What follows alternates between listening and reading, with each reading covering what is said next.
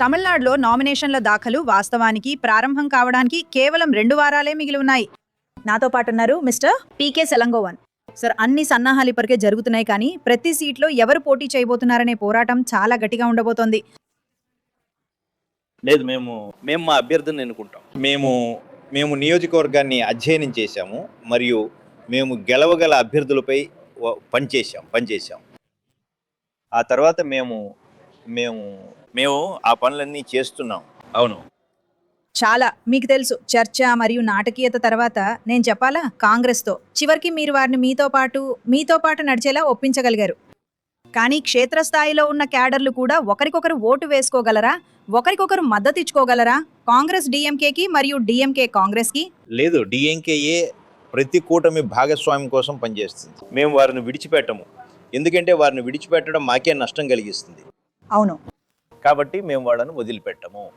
మరియు కాంగ్రెస్ మరియు డిఎంకే మధ్య ఏది చెప్పబడినా అది కాంగ్రెస్ నాయకులు చెప్పింది కాదు. టీఎన్జీసీ అధ్యక్షుడు కానీ ఏఐసిసి అధ్యక్షుడు కానీ ఆ విషయాలన్నింటి గురించి మాట్లాడలేదు. పార్టీలోని కొందరు వ్యక్తులు దీని గురించి మాట్లాడుతున్నారు. కాబట్టి నిజానికి పని చేయాల్సిన క్యాడర్లో విభజన ఏమైనా ఉందా? అవును, ఆ పార్టీలో ఉండొచ్చు. అంటే ఆ పార్టీ చూసుకోవాలి, కాంగ్రెస్ దాన్ని చూసుకోవాలి. కానీ అది మీకు కూడా ఆందోళన కలిగించే విషయమే. లేదు, మేము మా మిత్రపక్షాలందరి కోసం పనిచేస్తామని నేను అనుకుంటున్నాను. ఎందుకంటే గెలిపే మా ప్రధాన ధ్యేయం. మొత్తం కూటమి గెలవాలి. సాధారణంగా కేరళ, పుదుచ్చేరి మరియు తమిళనాడు కలిసి వెళ్తాయి. ఆ అంతరం వచ్చింది కాబట్టి అవును, మీరు దాంట్లో ఏదైనా అంతరార్థం చూస్తున్నారా, లేదా మీకు కేవలం ప్రయోజనం మాత్రమే కనిపిస్తోందా? లేదు. కేరళ వేరే విషయం. ఎందుకంటే ఇక్కడ వామపక్ష పార్టీలు మరియు కాంగ్రెస్ రెండూ మాతో ఉన్నాయి కలిసి. అక్కడ వాళ్ళు ప్రత్యర్థి పార్టీలు, కాబట్టి కేరళ వేరు. కానీ పాండిచ్చేరిలో మేము వాళ్ళతో వెళ్తాం. లేదు, సమస్య లేదు. పాండిచ్చేరిలో కూడా కాంగ్రెస్లో కొంతమంది మాత్రమే దాని గురించి మాట్లాడుతున్నారు. కానీ మేము ఈ ఆలస్యం కొంతమంది విశ్లేషకులు కూడా సూచిస్తున్నారు. ఎందుకంటే మిస్టర్ను ఒప్పించే ప్రయత్నం చేయడానికి ఎన్డీఏకు మరింత సమయం కావాలి, విజయ్ని తమ వైపు తిప్పుకోవడానికి. కావచ్చు, వాళ్ళు ప్రయత్నిస్తున్నారు. వాళ్ళు ఆయనపై ఒత్తిడి తెస్తున్నారు. చూడండి, ఒక పార్టీని కూటమిలోకి తీసుకోవడానికి ప్రయత్నించడం 2 విధాలుగా ఉంటుంది. సాధారణంగా బీజేపీ అనుసరించే మార్గం మనకు తెలుసు. ఇది వాషింగ్ మిషన్ మార్గం. కాబట్టి వారు అతనిపై ఒత్తిడి తెస్తున్నారు. చూద్దాం. కాబట్టి అతను నిన్న ఢిల్లీకి వెళ్ళి బయటకు వచ్చి అక్కడ జనసమూహానికి అభివాదం చేస్తున్నాడు. అతను చెప్పడానికి ప్రయత్నిస్తున్నాడా, నేను ఇంకా ధైర్యంగానే ఉన్నాను, భయంతో వణికిపోవటం లేదు అని? నాకు తెలియదు. చూద్దాం ఎలాంటి మరింత ఒత్తిడి వస్తుందో చూద్దాం. కానీ అది ఈ ఎన్నికల డైనమిక్స్ ను మారుస్తుంది ఒకవేళ డీవీకే ఎన్డీఏ కలిసి వస్తే. అవును, బీజేపీలో ఎవరు చేరినా ఓడిపోతారు. అందులో డిఎంకే కూడా ఉంటుంది. మేము 2001లో ఓడిపోయాం, ఎందుకంటే మేము బీజేపీలో చేరాం. మీరు మేనిఫెస్టో సమావేశాల గురించి కూడా మాట్లాడుతున్నారు. వాస్తవానికి మీరు ముందుకు తీసుకువచ్చే దాని గురించి. అవును, ఇప్పటికే మీ ప్రభుత్వం చాలా పథకాలను ఇస్తోంది. ఇప్పుడు మీరు కొత్తగా ఏం ఆవిష్కరించగలరు?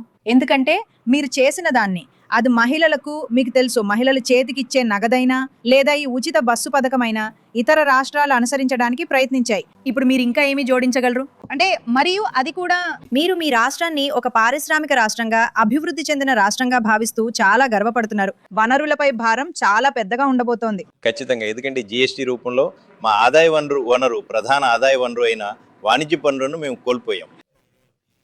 రాష్ట్రానికి చెందిన ఆ ప్రధాన ఆదాయ వనరును బీజేపీ దోచుకుంది, జేబు దొంగతనం చేసింది అని నేను చెప్పగలను. మరియు మన వాటా నిధుల కోసం మనం వారిపై ఆధారపడాలి, వారిని వేడుకోవాలి, బ్రతిమలాడాలి. కానీ ఇప్పటికీ ప్రజలకు కావాలి. మేము ప్రజల వద్దకు వెళ్తాం. మేము వివిధ సంస్థల్లోని ప్రజల వద్దకు వెళ్ళి వారిని కలిసి వారికి ఇంకా ఏమి కావాలో అడిగి తెలుసుకున్నాం. కాబట్టి దాని ఆధారంగా మేము మా మేనిఫెస్టోను రూపొందిస్తాం. తమిళనాడులో ఓటర్ను నిజంగా గారాబం చేస్తున్నారా? మరి రాజకీయ పార్టీలకు కూడా అలా మరింతగా చేయడం తప్ప వేరే దారి లేదా? ఏ ఖజానా అయినా ఎంత భరించగలదు? మీరు చెప్పింది కరెక్టే, కానీ అది రాష్ట్ర ప్రభుత్వ పాత్ర. మేము చేస్తున్నది విద్య, ఆరోగ్యం మరియు మహిళా సంక్షేమం కోసం. అది తప్ప మేమేం చేయటం లేదు. మరియు ఈ 3 రంగాలను తీవ్రంగా పరిగణించి రాష్ట్రానికి సహాయపడే విధంగా చేయాలి. ఇంతమంది కూటమి భాగస్వాములను తీసుకురావడం మీరు భయపడుతున్న ఒక ఆందోళనను లేదా ప్రభుత్వ వ్యతిరేకతను చూపుతోందా? ఎందుకంటే స్పష్టంగా మీరు 5 ఏళ్లుగా అధికారంలో ఉన్నారు, ఖచ్చితంగా కొంత ఉంటుంది. వాళ్ళు మా దగ్గరికి వస్తున్నారు. విషయం ఏంటంటే అన్ని పార్టీలు మా దగ్గరకు వస్తున్నాయి. ఎందుకంటే వాళ్ళు మా కూటమిలో ఉంటే గెలవగలమని భావిస్తున్నారు. మేము కూటమి కోసం వెతుకుతున్నామని కాదు, ఆ పార్టీలు మా దగ్గరకు వస్తున్నాయి. కాబట్టి మీరు ఇప్పుడు ఈ 24 మంది కూటమి భాగస్వాములతో ఆత్మవిశ్వాసంతో వెళ్తున్నారని చెప్తున్నారా? ఆ సంఖ్య అదేనా? అవును, 21 ప్లస్ 24 ఒక సంఖ్య అని మేము చెప్తాము. కలిసి పనిచేయగలవు. కెమిస్ట్రీ కలిసి పనిచేస్తుంది. అవును. మరియు ఈ అభ్యర్థుల్లో చాలా మంది డిఎంకే గుర్తుపై కూడా పోటీ చేస్తారు. చివరిగా నేను మిమ్మల్ని ఒక విషయం అడగాలి. విజయ్ మరియు టీవీకే గురించి మీ అంచనా ఏమిటి?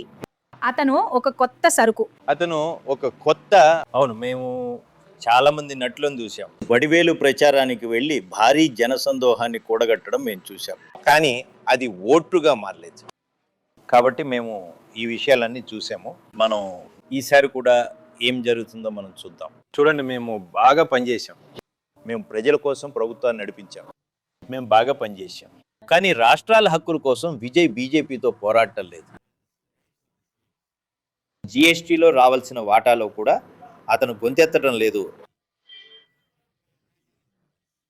అతనికి రాష్ట్ర ప్రజల మీద శ్రద్ధ ఉంటే అతను భారత ప్రభుత్వానికి వ్యతిరేకంగా పోరాడాలి, కానీ అతను అలా చేయడం లేదు.